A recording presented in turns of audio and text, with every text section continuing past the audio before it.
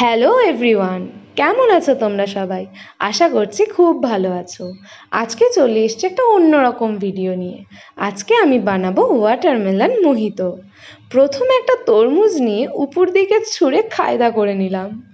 তারপর একটা ছুরির সাহায্যে তরমুজটাকে দুভাগ করলাম। তারপর তরমুজের ভেতরটা ছুরির সাহায্যে ভালো করে ছাড়িয়ে নিচ্ছি।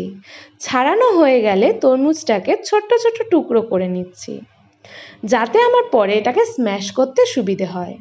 এবার নিয়ে নিচ্ছে একটা পাতিলেবু। তো আমি এই পাতিলেবুটাকেও কেটে নেব। প্রথমে একটু গোল করে কাটবো, যেটা আমার পরে গ্লাস সাজাতে কাজে আসবে। এরপরে তো পাতিলেবুটাকে ছোট্ট ছোট্ট টুকরো করে কাটবো।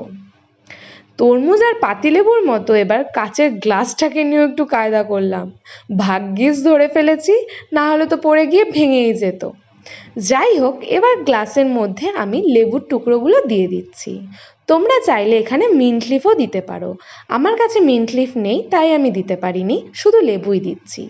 এবার লেবু থেকে ভালো করে রস বের করে নিচ্ছি।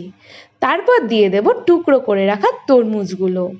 তরমুজগুলো এবার ভালো করে স্ম্যাশ করে নেব, যতক্ষণ না এটার থেকে সম্পূর্ণ রসটা বেরিয়ে আসে। এখানে তো আমার স্ম্যাশ করতে করতে হাতই ব্যথা হয়ে গেছে। তোমরা চাইলে এখানে মিক্সও ইউজ করতে পারো। এই ফাঁকে আমি একটু ক্যামেরার দিকে তাকিয়ে হেসেও নিলাম। তাহলে চলো, এটা আমার প্রায় তৈরি হয়ে গেছে। এবার আমি এর উপর থেকে কয়েক টুকরো তরমুজ দিয়ে দেব, আর লেবুর যে টুকরোটা রেখেছিলাম সেটা দিয়েও আমি গ্লাসটা সাজিয়ে নিচ্ছি। আর আগে থেকে আমি একটা তরমুজের টুকরোকে ট্রায়াঙ্গেল শেপ করে কেটে নিয়েছিলাম, সেটা দিয়েও সাজিয়ে নিলাম। তো এবার খেয়ে দেখা যাক কেমন খেতে। খেতে কিন্তু দারুণ হয়েছে। তাহলে আজকের এই ভিডিওটা এইটুকুই। ভালো লাগলে লাইক, কমেন্ট আর শেয়ার করে দিও। দেখা হচ্ছে নেক্সট ভিডিওতে। ততক্ষণের জন্য টাটা।